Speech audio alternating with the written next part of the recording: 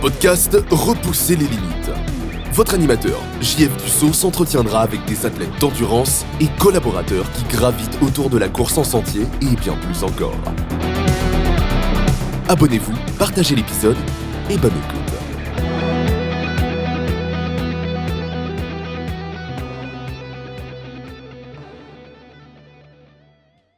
Bonjour à tous! Cette semaine, Repousser les limites est propulsé par Altitude Sport, une entreprise fièrement canadienne basée à Montréal avec plus de 40 ans d'expérience.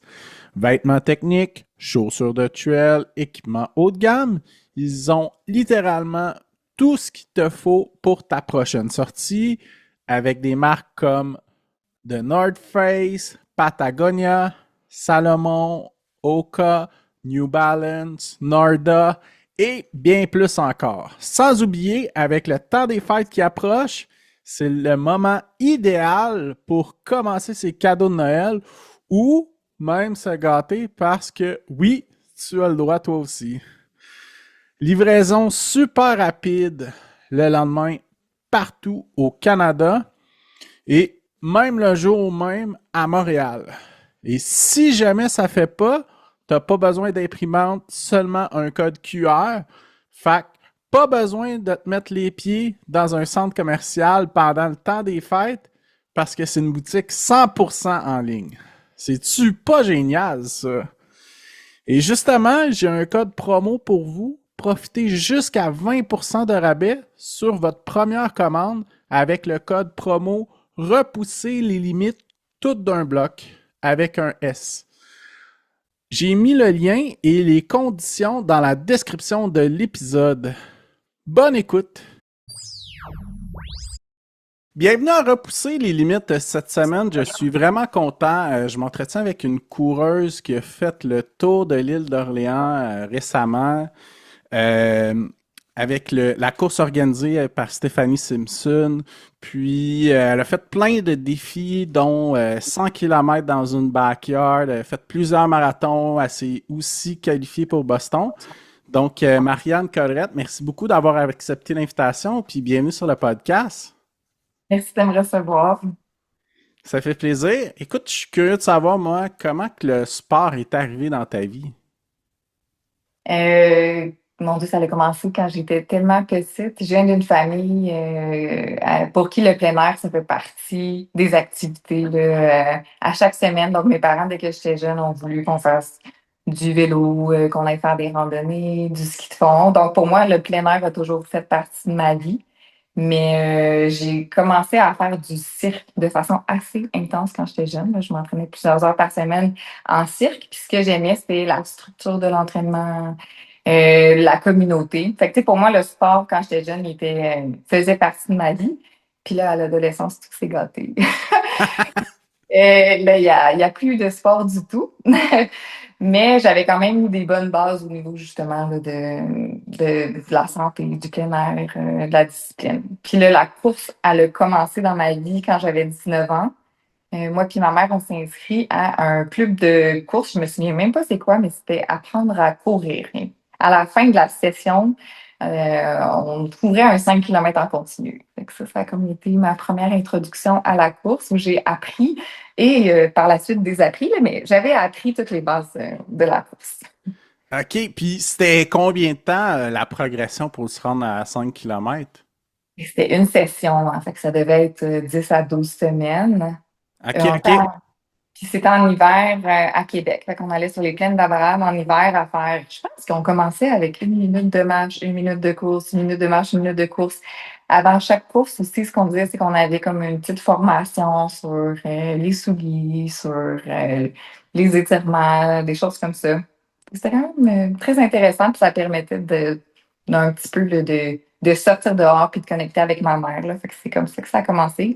Mais tout de suite après 5 km, ça s'est terminé. Là. On n'a pas vraiment continué à courir à ce moment-là. OK, OK, mais ça a dû être vraiment cool de vivre ça avec ta mère.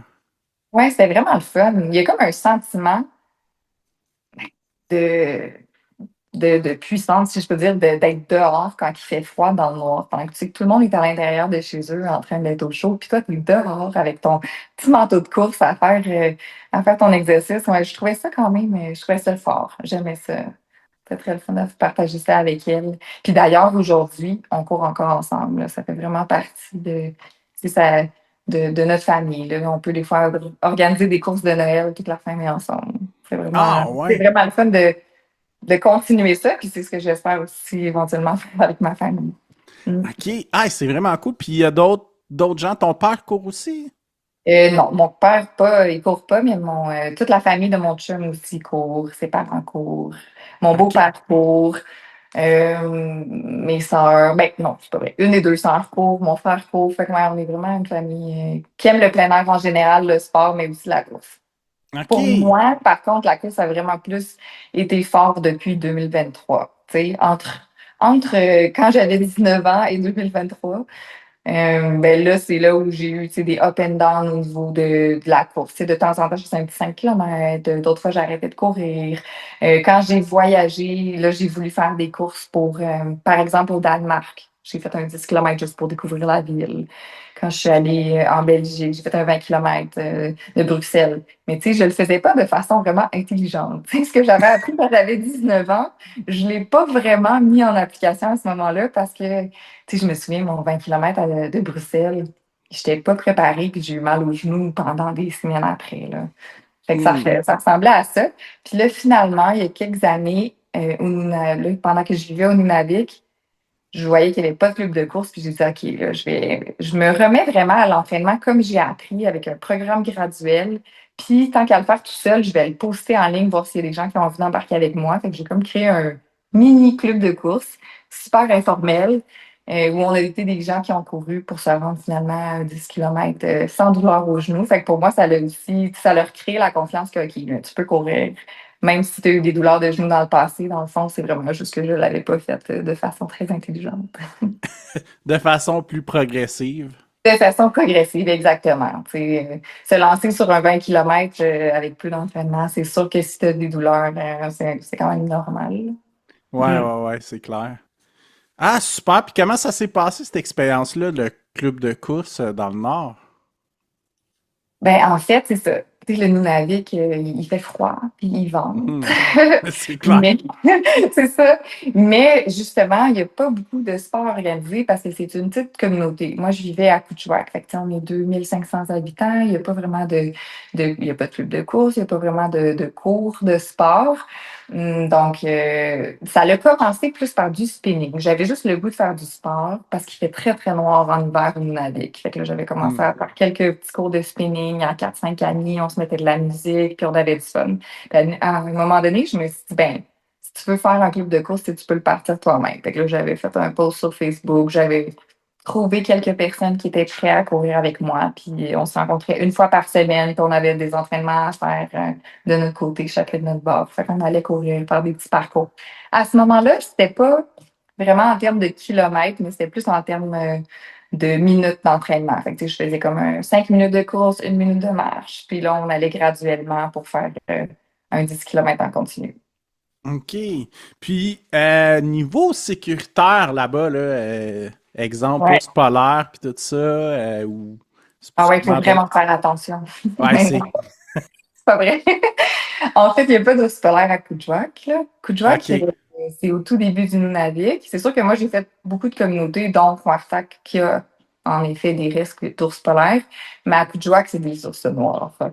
Puis, ouais, non, c'est vrai qu'au niveau sécurité, c'était pas fameux. C'est plus pour les loups puis les chiens, en fait, que ça peut être plus dangereux. Mais un de mes meilleurs souvenirs de Kuujjuaq, c'est vraiment de partir courir puis que plein de chiens de la communauté me suivent, en fait. Bon, me protéger ou simplement courir avec moi. Ça l'arrivait très fréquemment que je partais à courir puis je finissais avec 3 chiens, tu sais. Ah ouais, Ils ah, c'est m'attaquaient cool pas, ça. là. Ils faisaient juste courir avec moi.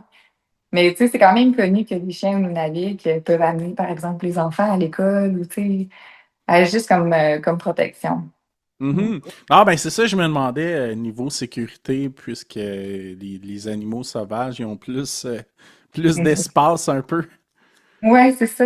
Non, mais honnêtement, quand on était un petit groupe, ça allait. Mais c'est vrai qu'il faut quand même faire attention Mais quand on court au niveau j'imagine de la ville. Ouais. le fait de courir avec des gens aussi, peut-être c'est plus sécuritaire un peu.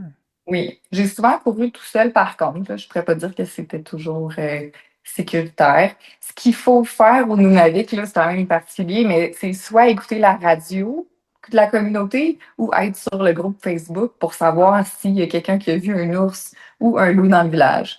Parce que c'est sûr que si tu reviens d'une course puis tu te rends compte qu'il y avait un loup juste à côté, tu sais, qui a été vu, c'est ça. Fait qu'il faut comme un peu s'informer, mais en même temps, il y a aussi un moment donné où il faut laisser aller puis se dire, ben là, j'ai pas vraiment de contrôle sur la nature. Puis est-ce que je fais le choix de continuer à courir même si, tu sais, ça peut être un peu dangereux. Mais quand tu cours vraiment dans la communauté, juste autour de la communauté, il y a quand même pas beaucoup de risques. OK. Puis, je suis curieux de savoir comment ça s'est passé le 10 km à la fin de ça. Ben, super bien. On était une dizaine à faire ce 10 kilomètres-là. Puis moi, ça m'a tellement donné une belle confiance aussi de faire comme, OK, mon corps a été capable de se rendre progressivement jusque-là sans douleur. Ça a été super le fun comme expérience. Non, mais ça m'a donné le goût de poursuivre dans le futur. Puis pourtant, j'ai quand même réarrêté de courir après ça. Parce que il fait froid. Il y a toujours un masque à ce moment-là. Ouais. Qui me faisait pas maintenir nécessairement le sport. Mais il faut pas oublier que quand j'habitais au Nunavik, je faisais 2 mois dans le nord, 1 mois en voyage ou ici.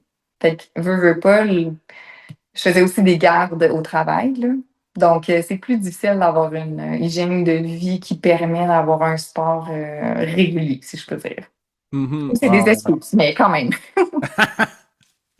OK, OK, super. Puis, c'est à quel moment que tu as commencé la course plus régulièrement? Ouais, le déclic, c'est vraiment fait plus au niveau du sport en général, puis d'un choix d'avoir une meilleure hygiène de vie. Là, ça s'est passé euh, fin 2022, en fait, exactement il y a 3 ans, là, c'était le 4 novembre, où j'ai pris la décision de comme changer un peu mon mode de vie. Tu sais, j'ai décidé que l'alcool, ça ne ferait plus partie des choses. Ben, que je décidais d'arrêter de boire. En fait, à ce moment-là, c'était plus un mois que juste qui s'est. Dans le fond, j'ai décidé là, à travers ce mois-là de ne plus boire d'alcool. Et j'ai eu envie là, de changer mon mode de vie puis de m'enraciner dans les Laurentides. Parce qu'après 4 ans à vivre au Nunavik à temps plein, je ne savais pas non plus où est-ce que j'allais vivre. Fait que là, j'avais fait le choix conscient de vivre dans la nature parce que ça me rappelait ma jeunesse, parce qu'au Nunavik aussi, là, on est vraiment là, entouré de beaux paysages puis de nature. Fait que c'est comme tout pendant cette période-là où j'ai décidé de commencer à me lever plus tôt le matin, à m'entraîner tous les matins. Puis là, j'étais comme, je voyais sur les réseaux sociaux le 6 Club qui commençait à avoir des communautés un petit peu partout au Québec. Fait qu'à ce moment-là, je me suis dit, OK, mais je vais regarder les communautés qu'il y a autour de chez moi. Là, je me suis installée dans les Laurentides, près de Val-la-Vide. Puis à ce moment-là, il n'y avait aucune communauté dans mon secteur, là, environ à 30 minutes de voiture. Fait que là, j'ai contacté William Fugère. Puis j'ai dit, là, je peux-tu commencer ça, moi aussi, une communauté à Val-la-Vide? Parce que j'aimerais ça commencer à courir pour rencontrer des gens, puis juste comme m'impliquer dans ma communauté parce que au Nunavik, c'est ça l'expérience que j'avais eue. Tu sais, c'est si tu veux faire quelque chose, ben il faut un peu que tu le crées parce que ça n'existe pas déjà. Fait que ça me donnait un peu le réflexe de dire, ben, je vais partir un petit club de course. Puis le 6 Club, ben, il était déjà organisé. Là. J'avais pas besoin de faire grand-chose à part quelques petits posts, puis me présenter à 5h45 le matin à la gare. Fait que c'est comme ça que ça a commencé, dans un esprit de remise en forme, faire attention à ma santé, puis aussi rencontrer des gens dans les Laurentides. Ça a marché. Ça a vraiment bien marché. Ah ben écoute, ben félicitations aussi pour ton 3 ans de sobriété, là. Merci, toi aussi. Tantôt, tu Ah me ouais, dis que ça a ouais, moi presque ça 3 ans. fait 2 ans et demi environ, là. C'est mars 2023, ça se peut-tu? Non, on est en 25, ça marche pas. Mars 2022 d'abord. Ouais. Mhm. Ouais, ben merci. Puis ben félicitations aussi pour ton point tournant là, d'hygiène de vie, là. C'est vraiment cool. Ouais, ben j'étais un peu je constatais qu'autour de moi, quand je voyais mes amis, c'était presque toujours autour d'un verre. Quelle bouteille de vin on va boire? On va aller au restaurant. J'avais l'impression qu'on célébrait tous avec, tout avec de l'alcool. Puis là, après le travail, ben là, tu sais, on mérite un verre de vin.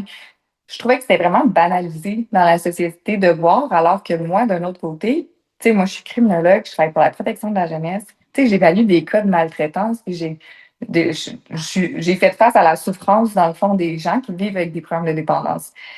En même temps, il y avait la pandémie, avec mes grands-parents qui vieillissent, qui commencent à perdre la mémoire, qui ont eu des problèmes d'alcoolisme. Fait que tout ça ensemble m'a fait que j'avais plus aucune raison d'avoir envie de prendre un verre, mais là, pour ça, ça prenait un changement, tu sais, de vie complètement, parce que autour de moi, c'était vraiment pas de l'alcoolisme, vraiment pas, mais juste une habitude que, dans le fond, tout tournait un petit peu autour de ça. Mhm. Donc voilà, fait que c'est comme ça que j'ai commencé à courir plus parce que là, en étant à ce moment-là ambassadrice avec une autre co-ambassadrice, ben là, j'étais responsable d'un petit club de course et là, j'ai appris un nouveau vocabulaire de course. Je me suis rendu compte qu'il y a des gens qui disaient des ultras. Là, je capotais. Tu sais, là, j'ai commencé à comprendre tout l'univers de la course puis de voir aussi à quel point c'est souvent, en tout cas, du moins la communauté que moi j'ai rencontrées à travers ça, les communautés que j'ai rencontrées, c'est des gens qui sont sains, avec qui les relations humaines sont faciles, tu sais, les liens se font facilement, fait que ça m'a beaucoup attirée dans ce monde-là. Ouais, puis c'est vrai que, tu sais, quand tu cours avec quelqu'un, c'est pas long que tu deviens vulnérable puis que tu rentres dans une conversation qui est relativement profonde sans t'y attendre, là. Et oui, puis en plus, moi, j'avais l'opportunité que je venais de déménager, puis je décidais un peu, tu sais, qu'est-ce que je veux être, comment je veux être. Là, moi, ça m'a un petit peu donné cette opportunité-là. Puis j'aime entendre l'histoire des gens. Tu sais, c'est ça que je fais dans mon travail, je fais des évaluations. Fait que moi, j'ai tendance à poser plein de questions puis de vouloir apprendre un petit peu la vie des gens, tout ça. Fait qu'à travers les courses, ben là, c'était parfait. Là, j'ai tout compris. Pas tout compris, mais tu sais, j'ai compris qu'il y avait comme deux mondes. Le monde de la trail, le monde de la course.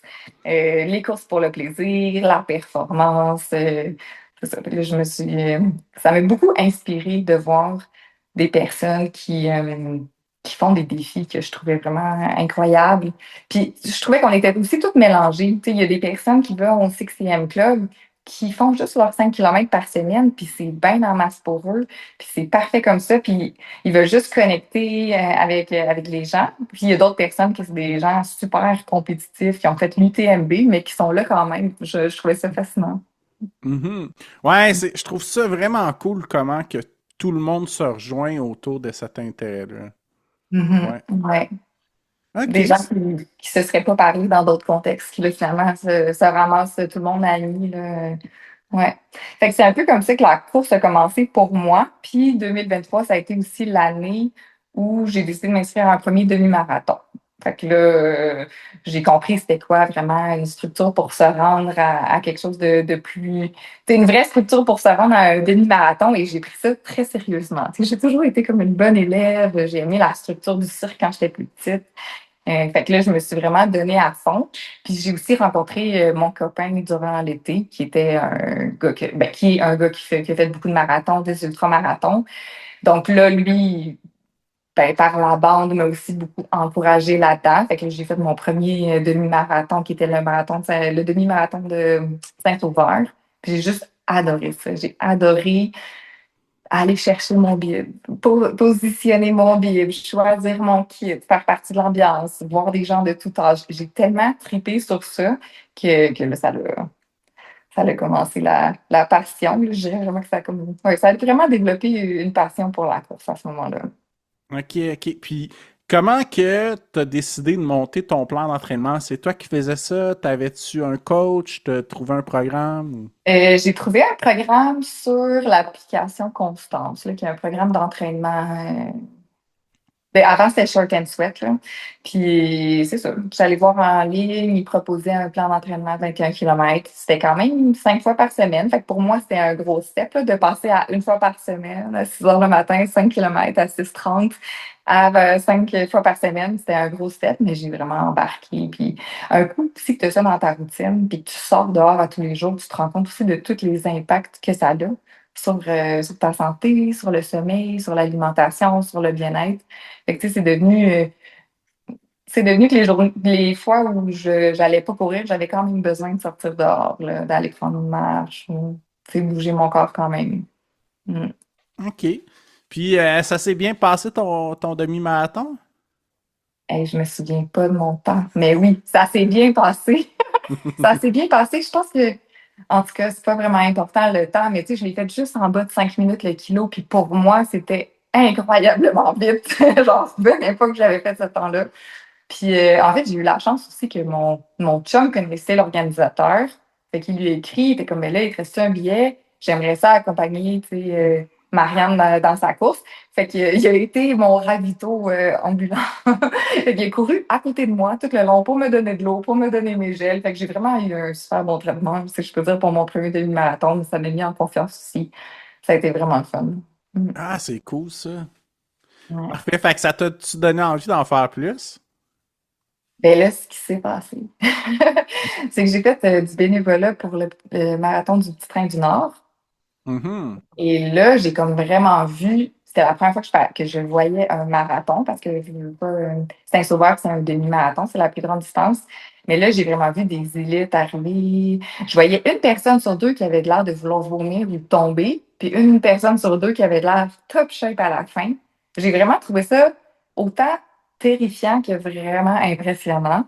Puis quand tu fais du bénévolat, ça te donne l'opportunité d'avoir une place, là, t'es pas mal assurée pour l'année d'après, pour le marathon ou le demi-marathon. Fait que là, c'est là où ça a germé l'idée que je pourrais peut-être faire un marathon là, l'année prochaine. Fait que c'est un petit peu comme ça que ça a germé. Puis finalement, plus tard, ce qui s'est passé aussi, c'est que le février suivant, j'ai fait un défi, dans le fond, que ça s'appelait le défi Ping ou pas, là, avec un centre Histoire civique, là, un centre de traitement pour les dépendances au Nunavik. Eux, ils font un défi à chaque année au mois de février, qui est un 28 ou 29 jours selon l'année, sans alcool. Puis moi, comme ça faisait quand même des années que je travaillais au Nunavik, j'ai décidé de faire ce défi-là, mais comme j'étais déjà sobre, ben, d'impliquer d'autres personnes autour de moi à faire le défi sans alcool, mais aussi de courir ou faire du ski de fond 10 km par jour. Fait que ça, là, c'était l'année bissextile, fait que c'était 290 km dans mon mois que j'allais faire. Mais pour moi, c'était vraiment énorme, là. Fait que là, on a récolté de l'argent pour, en équipe pour le centre. Fait que c'est la fois où j'ai comme passé à un autre niveau, puis j'ai augmenté mon volume. Puis j'ai couru pratiquement à tous les jours. Puis même que des fois, dans le Nord, tu sais, il y a eu une fois où il y a eu un blizzard. Ben là, il a fallu que je cours 20 km une journée parce que le lendemain, je savais qu'il y avait un blizzard puis que je pouvais pas courir, tu sais. Fait que ça l'a vraiment créé comme que j'ai compris, OK, là, mon corps il est capable d'en prendre plus. Puis j'aime ça courir longtemps, j'aime ça courir à plus basse intensité.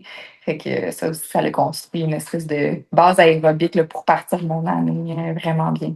Ah ouais, clairement. Puis, tu sais, souvent, les bons marathons de printemps, c'est parce qu'il y a eu une grosse base solide qui a été faite l'hiver, là. C'est ça. Mais moi, le premier marathon que j'ai fait, je l'ai fait à l'automne. Ça a été le Petit Train du Nord Mais en t'as eu le temps 2020. d'avoir une bonne progression Oui, solide, là. oui, c'est ça. Puis justement, le marathon, je savais pas comment tenir, là. Tu sais, j'ai adoré l'entraînement, mais je me suis quand même vraiment poussée. Puis c'est ça, là, dès le premier marathon, ça a comme vraiment bien été au niveau des temps, là. J'ai comme plus performé que ce que je pensais, tu sais. Fait que à ce moment-là, j'ai fait comme oh, OK, je suis comme à 13 secondes d'une qualification Boston, tu sais. Fait que c'est sûr que moi, mon premier marathon a été vraiment super positif, pas juste à cause de mon temps, mais comme tout a bien été. Ce qui n'est pas arrivé dans la plupart de mes courses subséquentes, là. Mais ouais, fait que 2024, j'ai eu une super belle année là, où la progression s'est bien passée, pratiquement sans blessure. Et là, j'ai commencé aussi à m'instruire plus au niveau de la nutrition, à m'entourer de communautés, tu sais, encore de plein de personnes, puis d'aller voir un petit peu les trucs qu'il y avait à me donner. Ça a été une vraiment belle année là, parce que j'ai participé à plein de clubs de course, puis j'ai pu partager la course avec plein de personnes. Puis c'est aussi en 2024 que j'ai commencé plus la trail, là. Fait que ça a été. OK. Je pense que la trail a beaucoup aidé sur la course sur route, parce que là, je me suis mis à adorer là, tu sais, aller en trail, faire du D+, tout ça. Fait que ça a eu un bon impact aussi sur le marathon. Ça m'a donné la confiance de faire aussi plus de temps sur mes jambes, moi. Mm. Mhm. Ah ouais, c'est clair. Puis après ça, tu sais, les faux plats sur route, ben ça devient facile quand tu es habitué de faire des côtes là, en trail. Oui, puis le mental qui dit ah, t'as Mhm. tellement fait mieux, you're gonna crush it. Tu sais, parce que veux pas, il faut que tu aies un mental comme ça, je trouve, quand ça fait mal à 33 km, 34 km à la fin d'un marathon, tu as besoin d'avoir ce mental-là que je n'ai pas toujours, là, mais que cette année-là, je pense que je suis allée construire à travers la trail là, beaucoup. Fait que, ouais, 2024, c'est ça. Là, j'ai commencé, c'est là où j'ai combiné, ben, j'aime beaucoup la course, mais j'aime beaucoup la randonnée puis le plein air. Puis là, ben, le fait d'avoir mon copain qui, lui, fait beaucoup de trail, ça le fait qu'on a décidé de voyager à travers le Québec puis de toujours se trouver des sentiers de trail là, à chaque fois qu'on allait dans un endroit différent, là. OK, Mm. OK. Puis tu participes à des courses trail en 2024? Oui, j'ai eu une fille sur Strava qui m'a écrit comme 2 semaines avant, je pense, le QMT, ou une semaine avant pour me dire Hey, je vois que tu fais de la trail beaucoup, j'ai un dossard QMT 32. Ça te tente-tu de le faire là à ce moment-là? Je n'avais pas fait de marathon encore, fait que j'avais pas fait de distance là, de 32. Puis ben, je me suis dit, ben oui, là, ça va être ma chance. Fait que c'est là où j'ai fait une course en trail, là, le QMT 32, qui s'est super bien passé. Cette journée-là, mon chum, lui, tentait de faire le 110. Puis, fait que j'étais déjà sur place finalement, là. Fait que là, j'ai couru le 32. J'ai adoré, là. C'est tellement beau. L'ambiance du QMT, c'est quand même impressionnant. Il y a beaucoup, beaucoup de gens. Il y a des gens d'ailleurs qui viennent aussi. Fait que, non, j'ai trouvé ça vraiment incroyable de faire ça. Puis c'est complètement différent que la course sur route aussi au niveau de l'alimentation, au niveau des pauses, du rythme. Tu es tout seul avec toi-même dans le bois. Puis ça, c'est quelque chose que j'apprécie beaucoup là, d'avoir une période de calme juste à moi. OK, OK, super. Fait que ça t'a préparé aussi, j'imagine, pour ton marathon du Petit Train du Nord au travers Ouais, de ça. exactement. De tester de la nutrition, de tester les électrolytes. Ouais, vraiment. Puis après, ben, en fait, ça a été comme le build-up pour se rendre au marathon, qui est quand même vraiment le fun. Tu sais, j'ai vraiment aimé ça, pouvoir faire, OK, on build-up, là, je diminue, je re-build-up, je rediminue. Tu sais, toute cette structure-là d'entraînement que maintenant, tu sais, je connais très bien. Tu sais, pour moi, à ce moment-là, j'avais pas les connaissances de base. Fait que j'ai aimé ça, apprendre toutes les subtilités à travers ça. Fait que ouais, je trouve que c'était super, là. Puis les longues courses le week-end avec des amis. J'en ai comme profité pour finalement là, partager plein de courses avec des gens. Fait que c'est comme, oui, la course c'était individuel, mais j'avais vraiment l'impression que je faisais partie, tu sais, d'une communauté, là. Puis ben, Mhm. la course à la fin de 42, c'est vraiment juste comme la célébration de tout ça. Mm. C'est Super. Fait que ton premier marathon, t'as pas eu de mur, si je comprends bien d'abord. c'est sûr que si tu regardes mes sites Strava, j'ai eu un petit mur. Mais c'est pas un vrai mur, non. Il m'est pas arrivé de mur pour le premier marathon. En même temps, c'est le petit train du Nord. Fait que la première demi est descendante. La deuxième, il y a un tout petit peu de montée, un peu de descente. Fait que c'est sûr que mon premier demi a descendu vraiment plus rapidement. La deuxième demi, un petit peu plus lent, mais non, là, il n'y a pas eu de mur, là. Ça a été vraiment difficile. Par contre, là, tu sais, j'ai serré des dents, puis il fallait pas trop me parler parce que il y avait plus un son qui sortait de ma bouche, là. Ça, c'est sûr. Mais j'avais vraiment des mantras qui me permettaient de pas diminuer mon rythme, là, pour vraiment arriver à mon... Ben, j'avais pas d'objectif vraiment de temps, mais je voulais surtout pas casser. Hmm. Mhm. Je voulais finir fort. Fait que, Puis ouais. c'est quoi qui t'a permis de garder le cap? C'est sûr que l'alimentation et l'hydratation, ça a super bien été. Fait que je me sentais bien par rapport à ça. Il faisait très froid. J'ai quand même eu des conditions idéales pour ce premier marathon-là. Mais au niveau des pensées, c'était vraiment genre j'étais vraiment dans le positif, là, comme OK, you crush it, tout se passe super bien, là, tu continues, tu souris. Ah oui, ça c'est un truc. Mon chum me dit à chaque kilomètre, tu souris. Parce que quand tu souris, ton corps pense que tout va bien. Tu sais, dans le fond, c'est comme si tu dis à ton cerveau, tout va bien, tu peux continuer. Fait que ça, je l'ai fait. À chaque kilomètre, je souriais, je me redirais, j'étais comme, il y a un kilomètre de plus. Fait que tu sais, j'ai comme gardé l'énergie à travers la course aussi, là, de... on dirait que ça aussi, ça l'a aidé. Mais sinon, c'était plus ce que je me disais dans ma tête, là. OK, il y en Mhm. a juste 5, il y en aurait juste 4. Puis juste d'écouter des podcasts, puis de savoir d'avance qu'est-ce qui va se passer, tu peux mieux aussi y faire face quand ça arrive. Tu sais, me faire dire, il va falloir que tu dépasses 200% d'énergie sur tes derniers kilomètres. Fait que l'énergie est beaucoup plus grande que tu dépasses pour garder le même rythme qu'au début. Tu n'avais pas besoin de cette énergie-là pour le garder. Quand j'ai eu besoin de, OK, là, j'ai l'impression que je ralentis, même si je mets plus d'énergie, mais c'est correct, tu sais, je le sais que c'est comme ça. Puis pas grave, continue. Mm. Mhm. Ouais, c'est clair. Puis les derniers 10 kilomètres, c'est là que la game commence à se jouer, là. Vraiment, vraiment. Mais en même temps, c'est tellement satisfaisant. Puis c'était aussi émotif pour moi parce que je dis, j'ai choisi de vivre dans les Laurentides, mais je vis pas dans les Laurentides. Puis là, je faisais le marathon du Petit Train du Nord. Fait que j'étais juste tellement contente. J'avais ma famille à la fin qui m'attendait. Tu sais, j'ai aussi cette chance-là d'avoir une mère qui prend son temps pour passer sa journée pour venir me voir, mon chum qui était là, de la famille, des amis. Fait que, tu sais, tout ça ensemble fait que, pas que tu te sens redevable, mais ça te donne l'énergie de continuer, de dire, OK, tout le monde croit en moi, puis tout le monde est là. Puis je savais aussi qu'il y avait d'autres personnes que je connais, tu sais, qui faisaient la course. Fait que là, je pensais à eux, OK, eux aussi ils continuent, eux aussi sont dans la même souffrance que moi. Mm. Mhm. Ouais, Ah, c'était c'est plein cool. d'émotions pour ce premier marathon. Super, ouais, puis d'avoir un support familial qui est là, c'est sûr que ça l'aide quand même. C'est cool. Ouais, c'est touchant de savoir que les gens, même s'ils sont pas, ils comprennent pas ta folie, ta passion pour la course, peu importe, ils sont juste contents pour toi, tu sais. Puis il n'y a pas de notion de temps non plus. Ta famille, eux, il n'y a pas de notion de temps. Ils sont juste contents que tu réalises ce que tu veux réaliser. Donc, ouais, j'ai trouvé ça très touchant. Les parents, mon chum aussi étaient là. C'était vraiment un très beau moment. Puis, contrairement à ce que la plupart des gens disent, ah, après un marathon, tu dis, je fais plus jamais ça. Oh non, moi, je me suis dit, oh non, qu'est-ce que j'ai fait?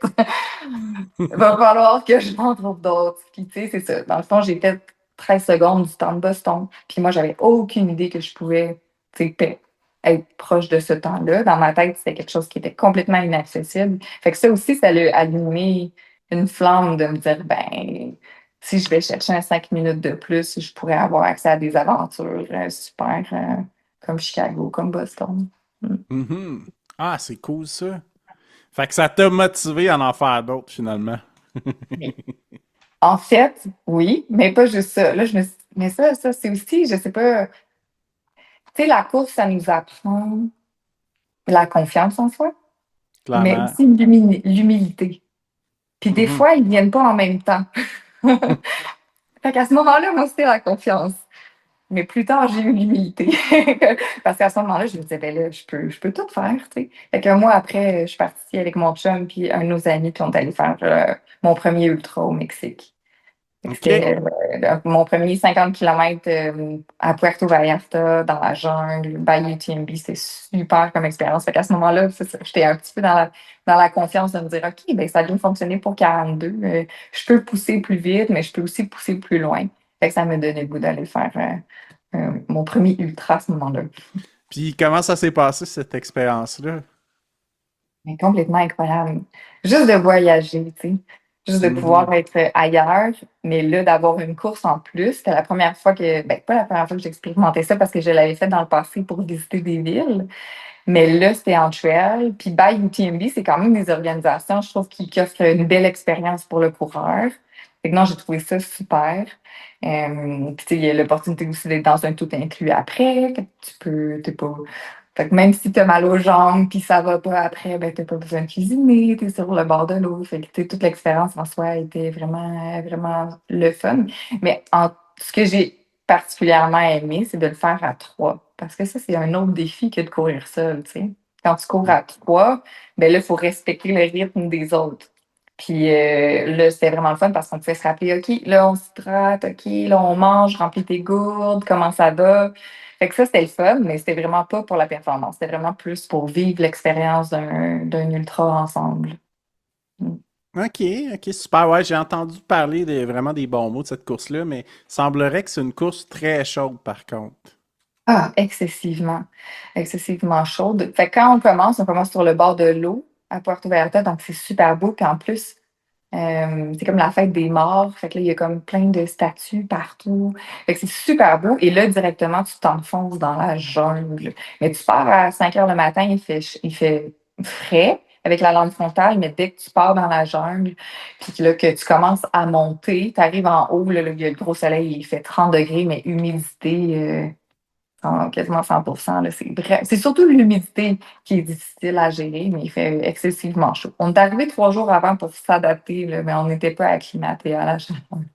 Puis c'est ça. Ce qui est arrivé, en fait, dans cette course-là, c'est que pour moi, ça l'a super bien été, mais mon copain, il voulait tellement prendre soin de moi pour mon premier ultra que lui, il voulait s'assurer que moi, je boive et que je mange, mais il s'est complètement oublié, fait qu'il a fini par faire une déshydratation, là. Fait que ça, c'était un peu la joke de la course, parce qu'une déshydratation au plein milieu de la jungle, faut s'en sortir, là, c'est difficile. Fait Ouais, que ça c'est prend clair. beaucoup d'eau, ça prend beaucoup d'électrolytes, puis on est reparti. Fait que, tu sais, premier 50 kilomètres, on l'a fait en 9 heures, là. Fait que ça fait une longue journée. Mhm. Mais Ah, arriver ben, les trois mains dans la main, là, ça, c'était épique, là, avec un petit chapeau à la fin, puis la belle grosse médaille colorée. Très belle expérience, je recommande absolument, là, c'est d'aller faire cette course-là à Puerto Vallarta. ok, ok, super ça. Fait que j'imagine après ça, tu as eu un hiver relativement actif. Euh, Durant l'hiver, ben, on a une off-season quand même. Ouais, Un ouais. beau off-season complet, pratiquement là, de 2 semaines. Puis après, là, ça a été la préparation pour un autre marathon. À ce moment-là, j'ai décidé de faire le même plan d'entraînement que mon copain, même si lui court depuis pas mal plus longtemps que moi, parce que les deux, on avait comme objectif de se qualifier pour Boston. Fait qu'on a fait le même plan d'entraînement Coros qu'on a trouvé en ligne, mais en changeant un peu les paces là, pour que lui, ça fait plus pour son pace à lui puis les miens. Fait qu'on a fait le même volume avec les mêmes entraînements. Fait que ça a été quand même le fun là, de pouvoir vivre ça ensemble. Puis l'objectif, c'était de faire le marathon de Toronto en début d'année. C'est début mai, là, c'est très tôt dans la saison. Fait que c'est sûr qu'on a commencé, je pense, à s'entraîner au mois de février. Mm. Mhm. Ok. Ça s'est-tu bien passé l'entraînement l'hiver? Oui, j'ai la chance peut-être d'avoir des tapis là, aussi d'entraînement à la maison. Fait que là, c'est plus facile de faire les intervalles à l'intérieur. Puis sinon, ben la course à l'extérieur quand tu as vécu coup de joie. C'est tranquille. C'est vraiment tranquille, là. Puis, tu sais, c'est tellement là, zen de courir dehors en hiver. Mhm. C'est un moment, tu sais, c'est ça, je trouve, ouais, pour moi, la course, ça a vraiment comme aidé d'avoir un meilleur équilibre de vie, là, avec mon travail, de pouvoir juste terminer le travail, tu pars dehors avec tes écouteurs, tu es tout seul dans ta bulle, ou, tu sais, même avec mon chum, on est chacun dans notre bulle, puis juste passer un beau moment dehors. Mais les intervalles, ça, par contre, on n'était pas dans le mode réflexion, mais plus dans le mode go, go, go, là, ça s'est plus passé sur le tapis.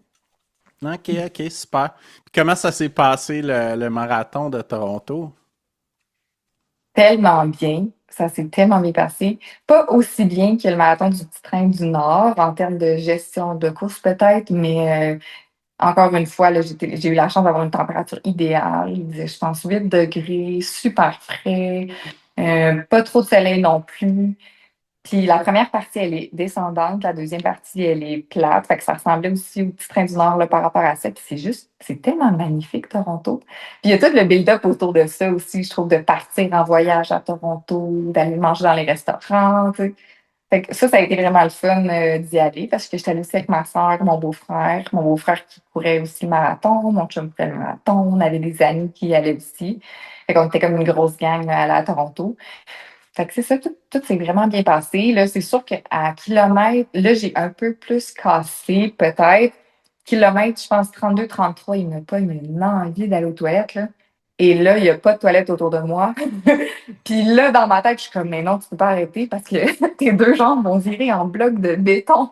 Puis tu ne pourras plus repartir. Fait que là, je me suis dit, tu fais comme si tu n'avais pas envie, puis tu continues à courir. Fait que c'est sûr que la fin, elle a été un petit peu plus pénible à cause de ça. Mais ça a super bien été. Tu sais, j'ai fait un super bon temps. J'ai réussi à me qualifier pour Boston puis à Chicago. Fait que ça a vraiment. C'était comme une cerise sur le Sunday, là. Mm. Ah, ben c'est cool, félicitations. Ouais, merci. Fait que ça a valu la peine qu'il n'y ait pas de toilette sur le parcours pour ça. Ah, maintenant, c'est ma hantise. Maintenant, j'ai peur. J'ai peur de faire des marathons. Tu sais, un marathon sur le petit train du Nord, tu te dis, bon, si ça arrive, ça va. Mais là, quand tu es en ville comme ça, ouais. Fait que c'est ça. Bref. Fait que là, j'ai appris que tout ne va pas toujours comme tu le prévois. Puis ça fait partie de la vie. Puis tu contrôles pas ça, mais ce que tu contrôles, c'est comment tu réagis par rapport à ça, ton discours interne, comment tu continues. Puis il y a des fois où tu n'auras pas le choix d'arrêter, tu sais, en fait, là. Mais là, moi, ça a quand même assez bien été que j'ai pu continuer la course. Ok, ok, super. Puis j'ai vu que tu as fait QMT 50, je crois, hein? Oui, c'est ça. Ça a été, wow. J'aime tellement le QMT, là. J'adore cette course-là, l'organisation, tout ça. Fait que ça, je pense que c'est en juin, le QMT? Je pense que c'est Ouais, dans ce juillet. coin-là, le début juillet, je crois, ou fin juin. Ouais. Ouais. Donc, juin, j'ai fait la IPA Fun Run, la 30. Je sais pas si tu connais la IPA Fun Mhm. Run. Ça, c'est Ouais, une ouais, ouais. expérience incroyable. C'est une gang de gars qui décident de faire une course un peu, en tout cas, moins organisée, mais c'est tellement le fun, l'ambiance là-bas. Fait que là, j'avais fait la 30. Puis ça, c'était au mois de juin. Fait que je me sentais quand même prête pour aller faire après la 50, qui était mon deuxième 50. Mais là, mon objectif, c'était de la faire tout seul. Là, j'y allais pas en équipe, j'y allais pour moi. Puis je voulais me tester moi sur cette distance-là. Puis, ben, c'est incroyable le QMT parce que la portion de la Nesta Chibo, elle est magnifique. C'est super technique. Tu sais, moi, j'ai fait du cirque, fait que je suis quand même habile à travers les roches, tu sais, utiliser mes mains, grimper, j'aime beaucoup ça. Il y a des chutes, la rivière. Fait que moi, j'ai vraiment trippé là, sur le QMT. Puis après, ben, tu montes le mont 52, ben, une fois et demie pour redescendre, puis la fin est quand même super douce. Fait que non, j'ai beaucoup aimé le parcours du 50. Je l'avais aussi fait d'avance, là, je l'avais fait comme en segment pour pouvoir faire une reconnaissance de parcours. Fait que ça a bien OK. été. C'est la première fois que j'ai su c'était qui Elisa Morin et que là, je suis devenue fan. C'est elle qui a gagné, dans le fond, le QMT 50. Puis après, on s'est recroisés là, autour de l'île récemment. Mm. OK, ouais, puis je pense que c'est un championnat aussi, hein, si je me trompe pas, le Oui, 50. ouais. Fait Il y que avait du ça, gros calibre, là. c'est ça, j'allais dire. Des fois, c'est un peu impressionnant de voir tout ce calibre-là. Oui, ça donne le goût, vraiment. C'est super impressionnant de suivre les gens qui participaient.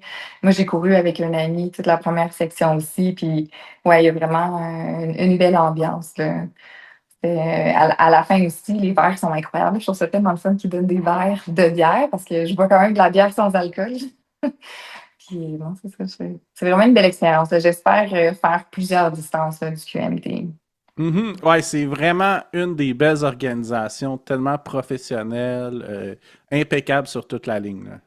Autant il y a des élites, autant ça reste un événement super familial, avec différentes distances, accessibles, des beaux ravitaux. Fait que, ouais, non, je trouve ça vraiment, vraiment le fun. Puis c'est tellement beau aussi. J'aimerais ça faire un jour plus le 80 là, pour partir d'un peu plus loin, là, mais ouais, à suivre. OK, OK, super, félicitations. Merci. Puis, tu m'as dit aussi en pré-entrevue que tu as fait une backyard au mois d'août. Ouais. Ça a parti de moi qui se met à écouter des podcasts, puis qui me met à comprendre c'est quoi ça, cette bête-là, le backyard.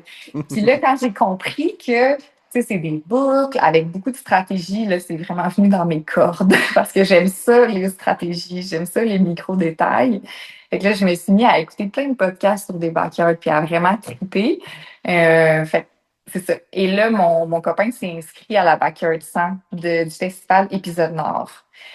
Parce que dans le fond, eux, ça, c'est un festival à la Forêt-Boireau qui offre différentes distances. Il n'y a pas de podium, c'est un festival, tout inclus. C'est vraiment pour le plaisir. Puis là, quand ils ont offert justement cette nouvelle distance-là, qui est le Backyard 100, puis mon chum s'inscrivait, je me suis dit, OK, là, je peux pas m'inscrire. Là. Je suis là à écouter des podcasts tout le temps sur les backyards. il faut aussi que je le fasse à un moment donné. Puis de toute façon, je me disais, j'ai tous les outils pour y arriver.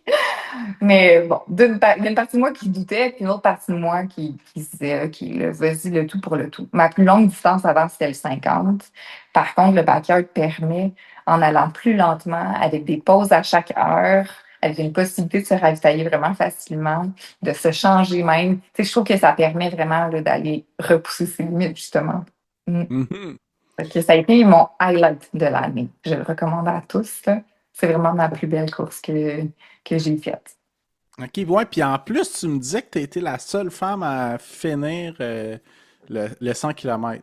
Oui, ben, je savoure ce moment qui est un moment unique pour moi à mon niveau.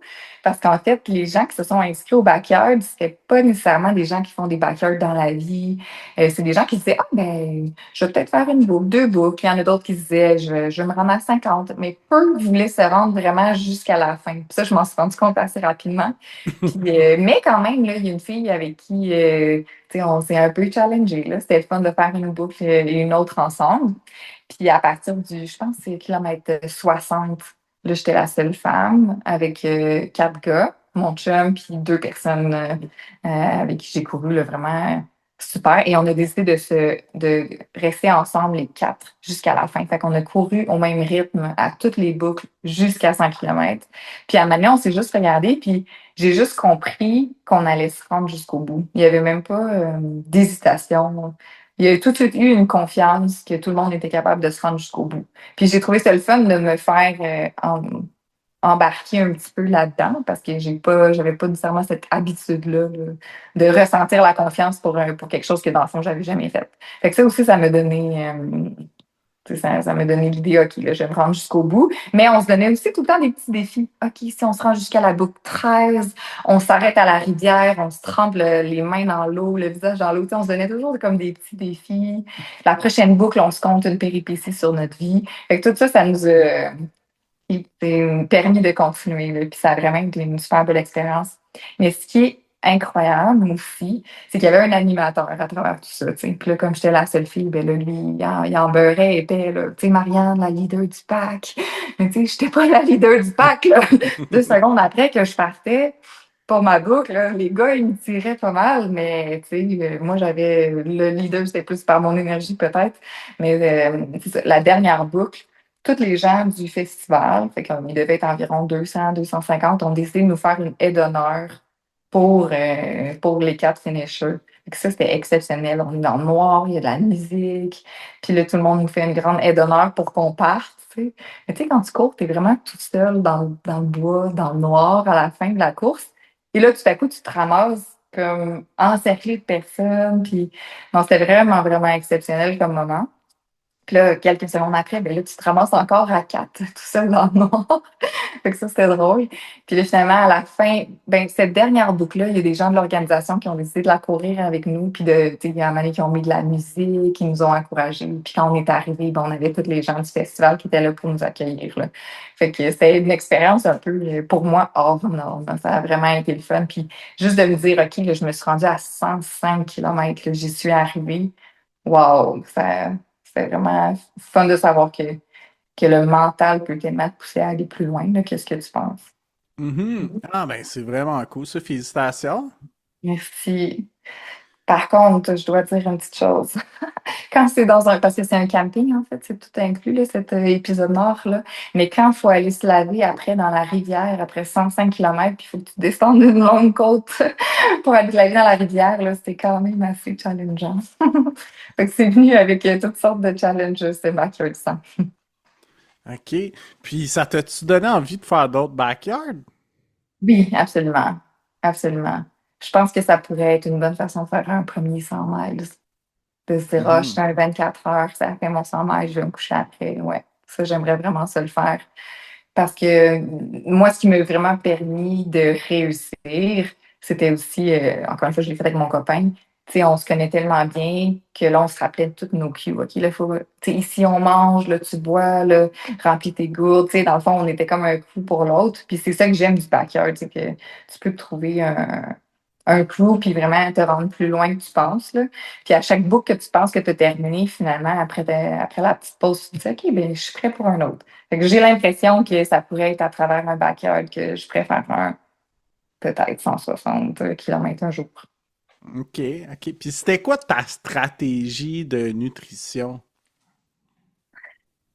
Ah, très élaboré. Ben, j'ai voulu vraiment ajouter des protéines à travers. Tu sais, on parle beaucoup de glucides là, à travers la course, mais sur une épreuve de plus longue durée, là, je m'étais dit, OK, là, il faut que je commence à embarquer des protéines.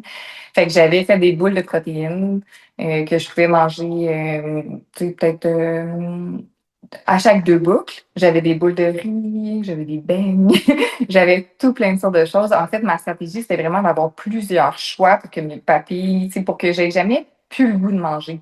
À chaque fois que j'arrivais à ma ravito, ben là, j'ai soit mes boules de riz, soit mes boules de protéines que je trouve super bonnes, soit une barre, tu sais, soit, tu sais, j'avais toujours quelque chose. Même chose pour les breuvages. Tu sais, j'avais différents choix de breuvages. J'avais aussi un shake de protéines avec la caféine. Fait que tu sais, tout ça ensemble a fait que j'avais toujours le goût de manger puis le goût de boire. Puis à travers la boucle, je prenais aussi un gel exact. Puis à chaque kilomètre, une gorgée d'eau. Fait que, une gorgée d'eau, d'électrolytes. Ça, c'était pas mal ma stratégie. J'aime beaucoup aussi les pilules d'électrolytes, là. Je trouve que des fois, c'est plus facile d'y aller avec des pilules pour être sûr d'en avoir assez là, que quand tu bois des électrolytes. Ouais, ouais, surtout quand il fait très chaud l'été, là. Mhm. C'est ça. Puis d'être OK. habile, d'avoir de pouvoir se rappeler. Parce que quand on court, je trouve qu'à un moment donné, on réfléchit plus. Tu sais, pendant la course, je me dis, ah, OK, j'ai du chafing ici, ou de l'irritation, il faudrait que à la prochaine pause, je pense à ça, mais tu y penses pas. Faut comme que tu te le rappelles. Je trouve que des fois, puis c'est ça. Ah ouais, on devient vraiment dans notre bulle, hein, un moment donné, là. Ouais, ouais. OK, super, ça. Puis, après ça, je pense que tu as refait le petit train du Nord. Oui, ça a été ma grande leçon d'humilité. Oh! Parce que là, tout avait bien été durant l'année. Fait que veux pas, t'as comme la croyance, OK, ben, tu sais, quand je contrôle bien ma nutrition, quand je me fais des bons plans, tout se passe bien. Puis là, ça a vraiment été la course où, malgré tous les plans, il n'y a rien qui a fonctionné, en fait, là. Ouais, fait que la course du Petit Train du Nord, j'avais des objectifs peut-être aussi ben, très ambitieux. C'est correct d'avoir des objectifs ambitieux. Puis cette journée-là, il a fait, je pense, 28 ou 30 degrés. Mhm. Ça s'est gâché assez rapidement. Là, je suis partie, j'ai pas révisé ma stratégie de vitesse, dans le fond, là, de pace, peu importe la chaleur. Je me suis dit, ben non, tu sais, vas-y vraiment à ton pace que tu veux. Parce que mon objectif, c'était de pouvoir peut-être éventuellement me qualifier pour Berlin. Là. J'aimerais beaucoup faire Berlin, Sydney, les marathons dans les majors. Puis, fait que c'est ça, j'ai décidé de partir au rythme que je pensais que je pouvais tenir, mais finalement, là, dès la moitié, là, mon cœur était super haut, j'avais mal au cœur, je n'étais plus capable de manger, ma musique a lâché. Il y a comme rien qui a fonctionné. Mais à un moment donné, quand je me suis dit, laisse aller les objectifs, tu sais, en ce moment, tu vis ta course. Tu es ici parce que tu veux, toute ta famille est là, tous tes amis sont là. Fait que ça a été beaucoup de discours mental de me dire, là, en ce moment, tu n'obtiens pas ton objectif, tu ne vas pas l'atteindre. Puis c'est pas grave. Puis tu réussis pas ce que tu pensais que tu allais réussir, mais who cares? Fait que ça a été vraiment une bonne leçon d'humilité, de comme c'est pas grave. Comme à la fin de la journée, tu es ici parce que tu veux, tu adores la course. C'est magnifique ce qui est en train de se passer. C'est une super belle journée ensoleillée. Il faut que tu profites. Puis j'ai décidé de continuer quand même. Tu sais, même si ma tête me disait d'arrêter à certains moments. Là, puis tu sais, je pouvais être aussi déçue là, quand même. Fait que. Ah, fait que c'est pour ça que tantôt tu me parlais de confiance et d'humilité. Oui, c'est ça. Ouais. Je pense que les deux sont importants, mais tu sais, à travers la course, on apprend plein de choses sur soi, sur nos relations, sur comment gérer des difficultés. Puis moi, dans ma vie, des fois, j'ai manqué de confiance en moi. Fait que la course m'a aussi aidé à aller chercher une confiance en soi, mais de temps en temps, c'est correct qu'elle soit ébranlée aussi, là. Puis d'apprendre l'humilité qu'on contrôle pas tout, même si c'est ce qu'on veut. Puis c'est des belles courses pareilles parce que j'ai quand même terminé avec un gros sourire, ça a quand même été le fun. Puis j'ai aussi appris que même si ça va pas, il n'y a rien qui se passe. Il n'y a personne qui en parle. Il n'y a rien qui se passe après. Tu as d'autres chances plus tard, puis tu as quand même aimé ta journée, puis tu as quand même réussi. Fait que je pense que c'est d'autres types d'apprentissage. C'est beaucoup d'apprentissage finalement quand tu n'atteins pas tes objectifs. Mhm. Ah, c'est super ça. Puis là, t'as été invité à l'événement de Stéphanie Simpson après ça. En fait, je me suis invitée. C'est elle qui OK. a posté sur les réseaux sociaux quelles femmes ont envie de venir faire le FKT du Tour de l'île d'Orléans ou pas. Moi, en fond, ce défi-là, ça fait depuis le printemps que j'ai dit à mon chum, hey, je veux absolument courir le tour de l'île d'Orléans. Puis ça, c'est avant qu'il y ait un défi, parce que justement, on était allé faire une reconnaissance de la messe à Chiveau, puis j'ai passé à côté de l'île d'Orléans, puis je me suis souvenue de souvenirs de quand j'étais petite, qu'on l'avait fait à vélo, tu sais. Puis je me suis dit, ah, mais là, je ne voudrais pas le refaire à vélo, il me semble que je le ferais à course. Mon chum était comme, t'ambitionnes un peu, là. C'est comme, redescends sur terre, Marianne. Je pense que tu peux te donner un peu plus de temps, tu sais, mais en même temps, il m'encourage toujours aussi dans mes défis. Mais là, cette année, ça fonctionnait pas avec toutes nos courses. Fait que là, j'avais ça en tête. Là, j'ai vu des filles qui le faisaient ici, là. Puis là, Stéphanie Simpson, elle a posté. Y a-tu des filles qui veulent le faire? À ce moment-là, le FKT pour le bac, c'était 6h01. C'était le temps de Stéphanie Simpson. Là, j'ai fait des petits calculs, puis je me suis dit, ben, c'est quand même un temps que je pense que je pourrais faire. Tu sais, ça combine quand même deux choses. Ben, tu sais, j'adore la course, mais là, je suis tombée dans le monde de l'ultra. J'ai beaucoup, beaucoup aimé ça. Fait que je me suis dit, pourquoi pas faire un ultra sur route dans un endroit que j'ai fait à vélo quand j'étais petite avec ma famille. Tu sais, fait que, tu sais, tout ça, je me suis dit, ben là, c'est comme un signe là, que c'est pour moi, ce défi-là. Là, après, j'ai su que Florence Coder avait fait 5h44, puis j'ai fait, ce sera pas le FKT pour moi, mais c'est pas grave. Là, j'ai commencé à voir les noms sortir, puis j'ai fait, OK, là, ça va être vraiment une belle expérience pour moi de côtoyer ces filles-là, puis de voir le FKT se passer devant mes yeux. Fait que c'est comme ça que ça s'est passé. C'est sûr que je me suis sentie imposteur quand le FKT a changé. Parce que je me disais, est-ce que ça vaut vraiment la peine dans son événement qu'il y ait des filles qui ne veulent pas aller faire le FKT qui se présentent?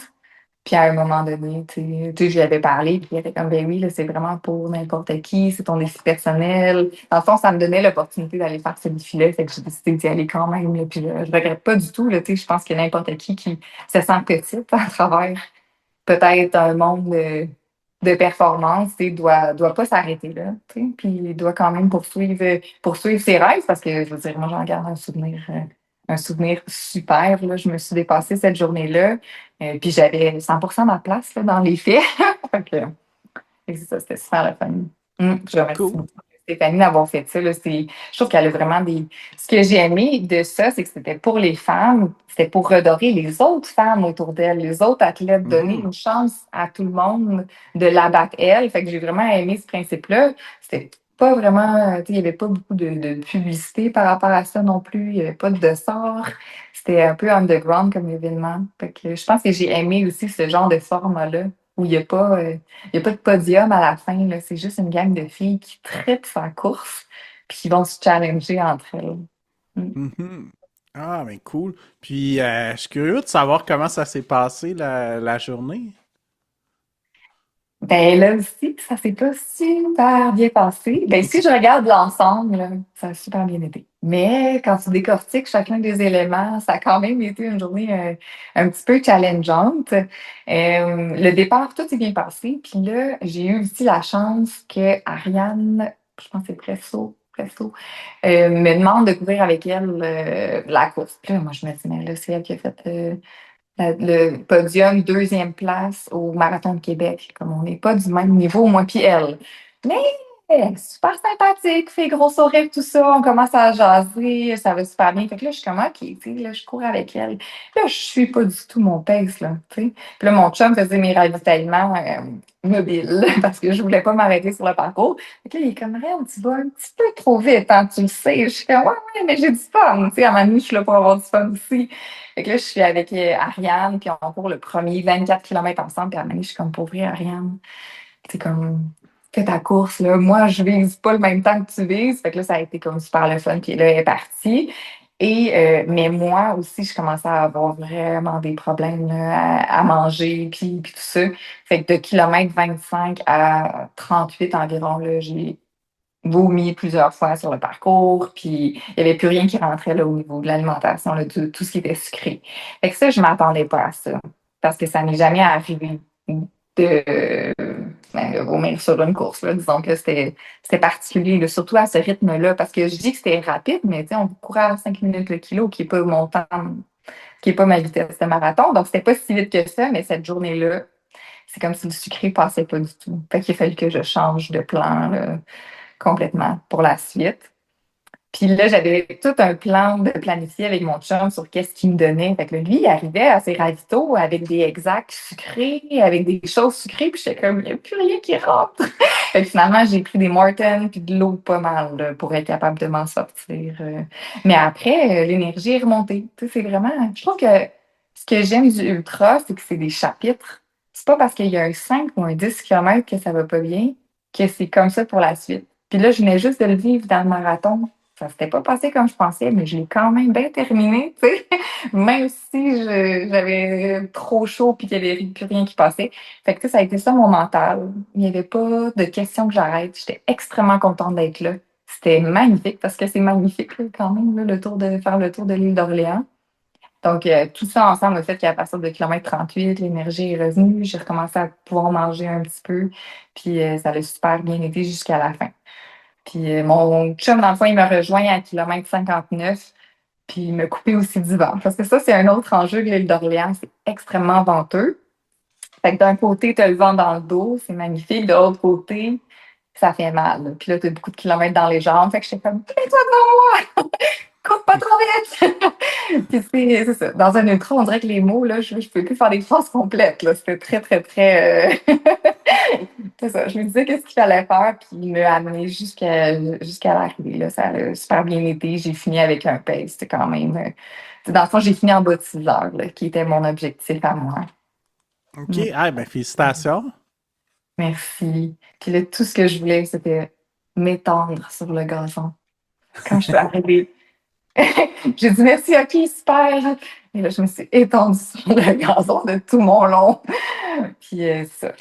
C'était vraiment une super belle expérience. Après, j'ai pris le temps de jaser avec de voir toutes les autres filles arriver. Il restait quand même quelques filles, de parler avec Lisa Morin, il y avait Mylène Sans Souci, Maxime Raté. Il y avait comme plein de filles super intéressantes. Fait qu'on on a pu discuter après. Là. J'ai beaucoup, beaucoup aimé cette expérience-là. J'espère qu'il va y avoir d'autres initiatives comme celle-là qui va popper pour pouvoir participer à ce genre d'événement-là. Ça vaut vraiment la peine. Mm. Mais j'imagine que ton expérience de marathon du petit train du Nord a dû t'aider pas mal à ton mental pour tenir le coup. Ouais. Oui, parce que tu sais, d'avoir déjà vécu des difficultés puis d'être passé à travers, Une couple de semaines avant ouais, en plus. c'est ça, c'était 3 semaines avant. Fait qu'il y Mhm. avait ça aussi qui me jouait dans la tête. Bon, 3 semaines, c'est pas beaucoup entre les deux, mais quand même, tu sais, 42, 3 semaines avant, un ultra, c'est quand même une bonne préparation aussi, tu sais. Ouais. Ouais. Mais le fait d'avoir, tu sais, moi, je rêvais, là, mais tu sais, je rêvais quand même de faire ça. C'était mon choix. J'étais vraiment contente d'être là. Pour moi, c'était comme une chance que je sois parmi ces autres femmes-là. J'étais super inspirée. Fait que peu importe ce qui allait m'arriver, rien n'allait être une assez bonne raison, je pense, pour me faire arrêter cette course-là. Puis le fait d'être avec mon copain aussi qui était là pour m'aider, ça m'a vraiment aidé. Là, tu sais, mon chum, c'est un bonhomme sur deux pattes. Là. Il est tellement. Tu sais, il est tout le temps en train de m'encourager, de me donner des surnoms. Tu sais, fait que c'est ça. Ça l'a vraiment, vraiment permis de rendre ça super, super agréable malgré tout. Mm. OK, OK, super. Ben, félicitations. Merci. Puis, je suis curieux de savoir, moi, qu'est-ce que tu dirais à une femme qui nous écoute? Ben, ça peut être un homme aussi, mais à quelqu'un qui nous écoute, qui voudrait faire ce défi-là. Ben, go, pour vrai, on est toujours, on est plus capable que ce qu'on pense qu'on est capable, en fait. Puis à Mhm. partir du moment où tu as une idée, puis que tu as la volonté de le faire, entoure-toi de personnes à la limite, si ça t'aide, mais go, vas-y, fonce, parce que c'est ça, je pense qu'on est. C'est à travers ces expériences-là qu'on grandit beaucoup, là. Puis c'est ça, c'est très satisfaisant quand on peut relever des défis personnels comme ceux-là, je pense. Ok, super. Puis, c'était-tu la première fois que tu faisais un défi plus personnel comme ça plutôt qu'une course organisée? Je pense que oui. Ben, il y avait, tu sais, j'avais fait le défi Pignupa, là, qui était la levée de fonds pour le centre. Fait que ça, j'avais fait ça, mais c'était pas une longue distance. Mais sinon, en général, oui, là, je pense que c'était pas le premier gros défi comme celui-là. Mais j'avais été inspirée par des gens. La photographe qui était là, c'est Alexandra Côté-Durain Mhm. que je connais, avec qui j'ai couru des fois. Puis, tu sais, elle, j'aime ça la suivre. Puis, elle est du genre, justement, elle avait fait le tour de l'île de Montréal. Je trouvais ça tellement inspirant de voir ça. Fait que, ouais, ça, j'ai aussi beaucoup d'amis là, qui aiment ça, faire des défis, faire la face du Père Noël là, en 50 kilomètres, faire tout ça, des Ironman, du vélo Québec-Montréal. Fait que je pense que, tu sais, avoir beaucoup de gens autour de moi qui font des défis de la sorte font que, pour moi, c'est pas farfelu, au contraire, là, c'est excitant. Ok, ah, mais super. Puis, est-ce qu'il y a d'autres défis comme ça que tu aurais dans la mire que tu aimerais faire un jour? Euh, Pas, ben, je pense qu'il y a le backyard ultra, mais ça, c'est quand même c'est un autre backyard pour faire un 160. Ça, j'aimerais beaucoup ça. Non conventionnel, je ne le sais pas encore. C'est à suivre. Ce sera à découvrir.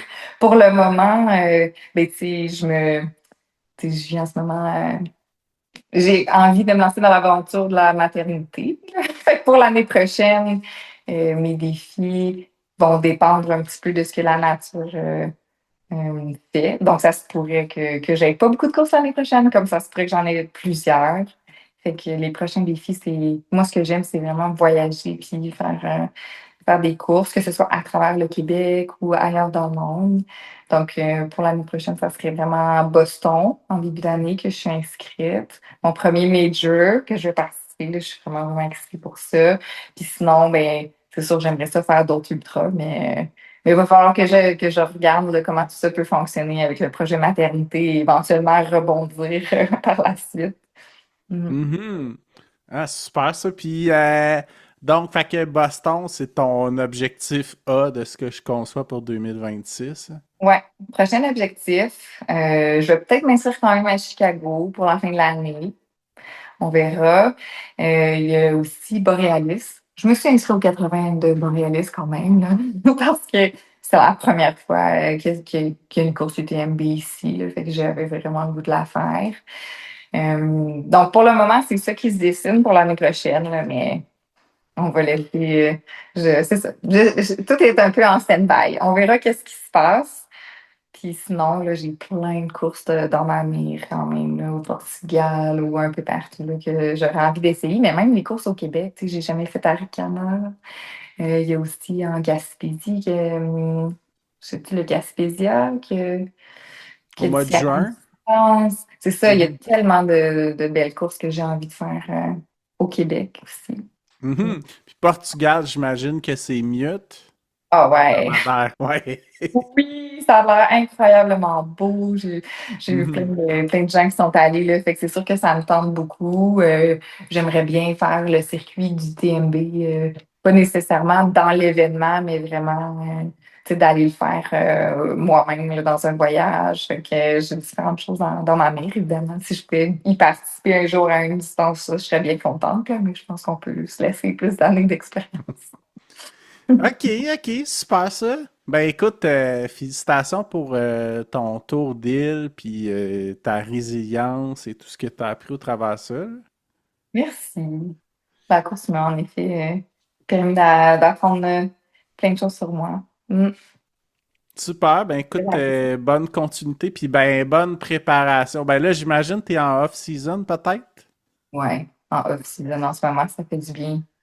Ben là, ben, on enregistre l'épisode début novembre, là, et ça va sortir un peu plus tard, mais j'imagine que tu prévois reprendre l'entraînement pour Boston éventuellement. Ben, c'est sûr que je vais recommencer à courir. Tu sais, j'ai déjà fait 2 courses depuis. Tu sais, mon off-season, c'est juste que je vais pas trop calculer mes courses. Je vais faire un peu de vélo, du yoga, d'autres choses, là, de la muscu, tout ça. J'aime ça rester active, mais juste avoir moins d'objectifs en tête. Mais Ouais. Boston, ça arrive tôt dans l'année, là. Ça veut dire que la préparation va commencer à la mi-décembre, mais j'adore ça, les préparations sur tapis aussi. Fait que je vais combiner des courses à l'extérieur en hiver puis des courses sur le tapis. Ça va commencer tôt, mais ça va être le fun. Je suis vraiment excitée pour cette course-là. Cool, Mm. super. Ben écoute, ben, meilleur des chances, puis bon succès pour Boston, là, et tes autres projets futurs, là. Merci. Merci de m'avoir donné l'opportunité de faire une réflexion finalement sur mon parcours, sur la course, sur mes objectifs en fin d'année comme ça, là. Super, ben Vraiment ça fait merci. plaisir. Merci.